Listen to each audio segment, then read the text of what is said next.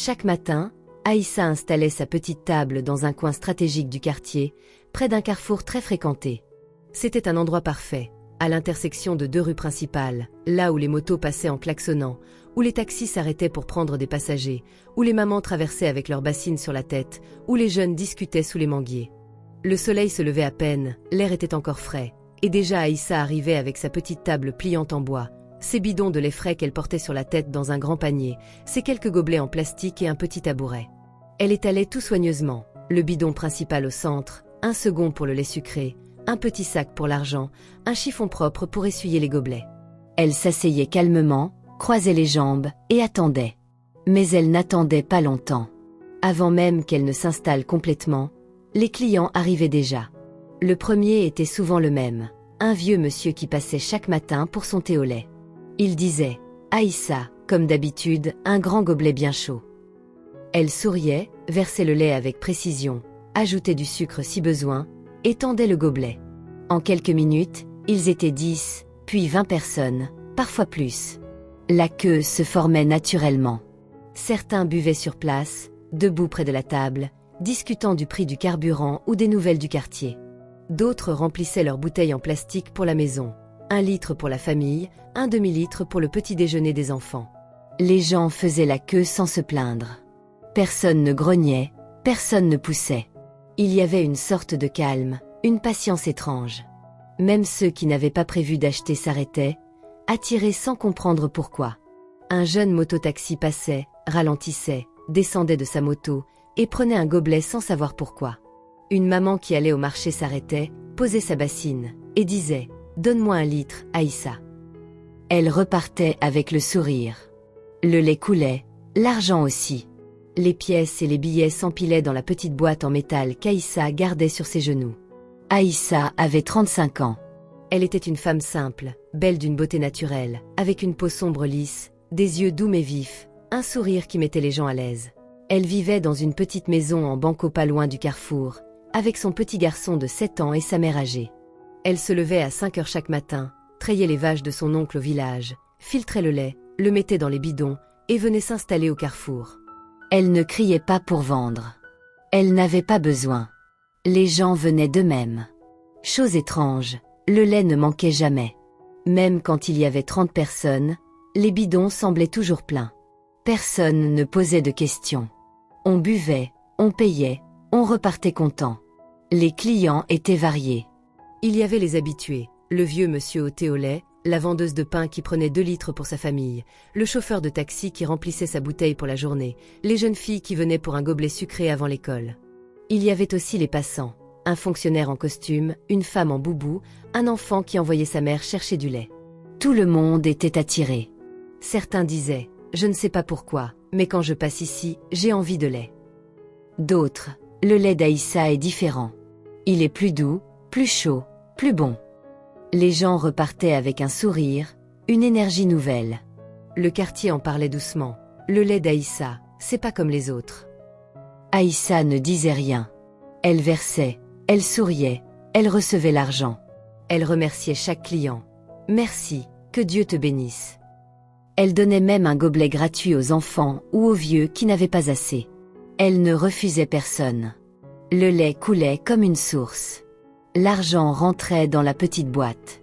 À la fin de la matinée, les bidons étaient vides, mais Aïssa rentrait avec un sourire et une poche pleine. Elle disait à sa mère « Aujourd'hui encore, le Seigneur a pourvu ». Elle préparait le repas, envoyait son fils à l'école et attendait le lendemain. Mais il y avait quelque chose d'étrange. Personne ne savait pourquoi les gens s'arrêtaient. Même ceux qui n'aimaient pas le lait prenaient un gobelet. Même ceux qui étaient pressés s'arrêtaient. Le carrefour était animé, mais la table d'Aïssa était comme un aimant. Les motos ralentissaient, les piétons tournaient la tête, les enfants pointaient du doigt. Le lait coulait, l'argent aussi. Et le quartier continuait à vivre, mais avec ce petit mystère chaque matin. Pourquoi tout le monde s'arrêtait chez Aïssa?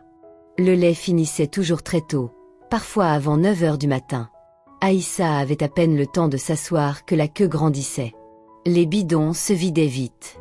Elle versait, elle versait, elle versait. Les gobelets passaient de main en main, les bouteilles se remplissaient, l'argent rentrait dans la petite boîte en métal. À 8h30, souvent, elle disait calmement « C'est fini ».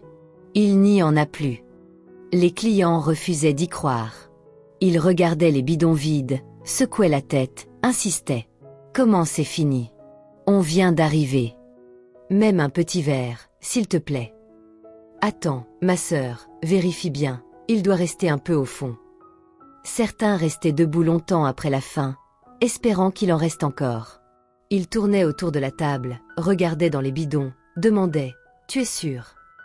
Aïssa souriait doucement, montrait les bidons vides. « Regardez vous-même. Il n'y en a plus. Revenez demain. » Ils partaient à regret, mais le lendemain, ils arrivaient encore plus tôt. À 6h30, parfois même avant le lever du soleil, ils étaient déjà là, assis sur les bordures du trottoir, attendant Aïssa. Le lieu devenait un point de rassemblement. Les gens ne venaient plus seulement pour le lait. Ils venaient pour parler. Ils parlaient plus du lait que de leurs propres affaires. Le vieux monsieur au thé au lait arrivait le premier, s'asseyait sur son tabouret habituel et racontait sa journée de la veille.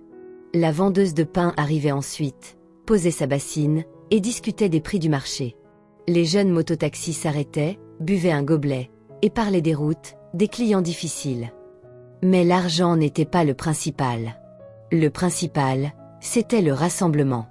Le quartier vivait autour de cette table. Les disputes du matin se réglaient là.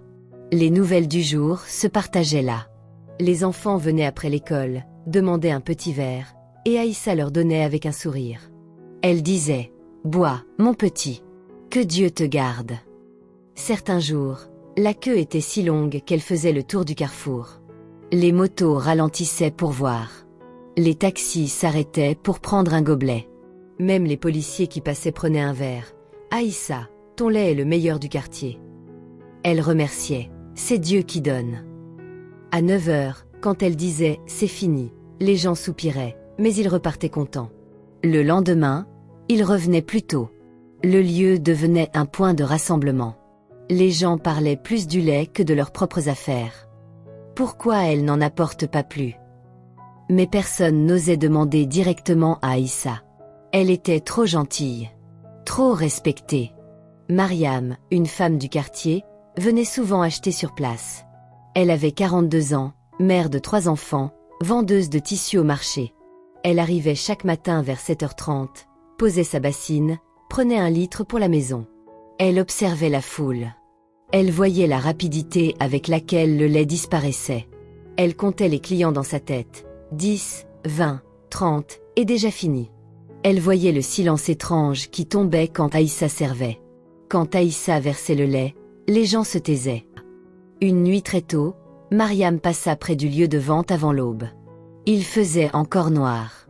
Le quartier dormait. Les motos étaient garées, les maquis fermés, les lumières éteintes. Mariam ne dormait pas cette nuit-là. Elle avait un enfant malade, une fièvre qui ne partait pas. Elle était sortie chercher un pharmacien de garde. En rentrant, elle prit le chemin du carrefour. Elle marchait lentement, fatiguée, la tête pleine de soucis. C'est là qu'elle vit Aïssa. Aïssa était seule. Elle arrivait avec son panier sur la tête, sa petite table pliée sous le bras. Le ciel était encore sombre, les étoiles brillaient. Mariam s'arrêta derrière un mur, cachée dans l'ombre. Elle vit Aïssa poser sa table, sortir un petit sac en tissu noir. Aïssa regarda autour d'elle, comme pour s'assurer que personne ne la voyait. Elle ouvrit le sac, en sortit une petite bouteille avec un liquide sombre, quelques feuilles séchées, et un petit objet qui brillait dans la nuit, peut-être une amulette. Elle fit des gestes précis, elle versa quelques gouttes du liquide sur la table, posa les feuilles dessus, murmura des paroles basses, incompréhensibles. Les mots étaient doux, rythmés, comme une prière ancienne. Elle leva les mains, ferma les yeux un instant, puis rangea tout rapidement dans le sac. Elle remit le sac dans son panier, s'assit, et attendit le jour. Mariam resta cachée jusqu'à ce qu'Aïssa commence à installer les bidons. Elle ne dit rien. Elle rentra chez elle, le cœur battant. Elle se dit, ce n'est pas normal. Le matin même, le lait finit encore plus vite que d'habitude. Aïssa s'installa comme chaque jour. Les clients arrivèrent tôt. À 7h, la queue était déjà longue. À 7h45, elle versa le dernier gobelet. Elle dit calmement, c'est fini. Il n'y en a plus. Les clients refusèrent d'y croire. Ils regardèrent les bidons vides, insistèrent. « Attends, ma sœur, il doit rester un peu. Donne-moi juste un demi-litre. » Mais cette fois, c'était encore plus rapide. Le lait disparut en moins d'une heure. Les gens restèrent debout, surpris. Ils murmurèrent « Aujourd'hui, c'est trop tôt. » Qu'est-ce qui se passe? Mariam était là. Elle avait apporté sa bassine comme d'habitude. Elle vit la scène. Elle vit Aïssa sourire doucement, dire « Revenez demain. Le Seigneur donne pour la journée. » Les clients repartirent frustrés, mais ils reviendraient. Mariam resta un peu après. Après plusieurs jours de lutte intérieure, Mariam prit son courage et alla à la police. Elle avait passé des nuits blanches, repensant à ce qu'elle avait vu. Aïssa qui arrivait avant l'aube, le petit sac noir, les gestes précis, les paroles murmurées, le lait qui finissait trop vite, les disputes, l'impatience grandissante. Mariam avait prié, pleuré, hésité. Elle se disait « Et si je me trompe? Et si c'est vraiment une bénédiction ?» Mais au fond d'elle, elle savait. Elle sentait que ce n'était pas normal. Que le lait attirait les gens comme un aimant, que l'argent coulait trop facilement, que le quartier changeait. Elle ne pouvait plus garder le secret. Elle se leva un matin, habilla ses enfants, les confia à une voisine, et marcha jusqu'au commissariat. Elle arriva tôt, le cœur battant. Elle attendit son tour dans la salle d'attente, les mains tremblantes. Quand un officier l'appela, elle expliqua tout, sans exagérer. Elle dit « Je ne veux pas accuser Aïssa. Elle est gentille. Mais j'ai vu quelque chose. Une nuit, avant l'aube, elle est venue seule au carrefour. Elle a sorti un sac, fait des gestes, murmuré des paroles. Et depuis, le lait attire tout le monde, il finit trop vite, les gens deviennent nerveux. » L'officier nota tout. Il demanda « Vous avez des preuves ?» Mariam répondit « Non. Juste ce que j'ai vu. » Les autorités écoutèrent. Ils décidèrent de surveiller discrètement le lieu. Les jours suivants, des policiers en civil passèrent au carrefour. Ils s'asseyaient dans un maquis en face, buvaient un thé, observaient. Ils voyaient la queue se former dès 6 heures. Ils voyaient les gens arriver plus tôt chaque jour. Ils voyaient les disputes, l'impatience.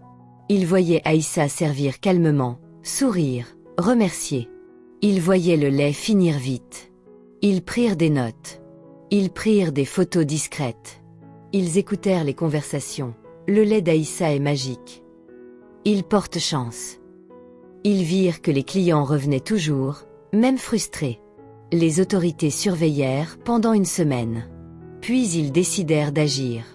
Un matin, alors que plus de 20 clients étaient déjà rassemblés, la police arriva. Le soleil se levait à peine. La queue était longue, les gens discutaient, riaient, attendaient leur gobelet. Aïssa servait, versait le lait, souriait. Soudain, 3 policiers en uniforme descendirent d'une voiture banalisée. Ils s'approchèrent de la table. Les clients se turent. Aïssa leva les yeux, surprise. L'officier en chef dit « Madame Aïssa, nous avons des questions. Veuillez nous suivre. » Aïssa posa le gobelet qu'elle tenait. Elle ne cria pas. Elle ne résista pas. Elle dit doucement « D'accord. » La vente fut arrêtée. Les policiers saisirent les bidons, la table, les gobelets, la petite boîte en métal. Les clients regardaient, choqués. Certains murmurèrent « Qu'est-ce qui se passe? Pourquoi ils prennent Aïssa ?» Aïssa fut emmenée pour enquête. Elle monta dans la voiture sans un mot. Les policiers partirent. Le carrefour devint silencieux. Les clients restèrent debout, abasourdis. Puis ils se dispersèrent lentement. Le quartier fut choqué. Les nouvelles se répandirent vite. Dans les maquis, au marché, dans les groupes WhatsApp. Certains pleurèrent. Aïssa était gentille. Elle aidait tout le monde. D'autres dirent, peut-être qu'il y avait quelque chose. Le lait attirait trop de monde. Les rumeurs changèrent. On ne parlait plus de « main bénie ». On parlait de « rituel ». On disait « elle faisait des choses le matin très tôt ». Mais il y avait une leçon qui resta claire. Quand trop de gens sont attirés au même endroit sans raison, il faut ouvrir les yeux. Les clients d'Aïssa se rappelèrent. Ils dirent C'était trop beau pour être vrai. Le lait portait chance, mais il y avait un prix.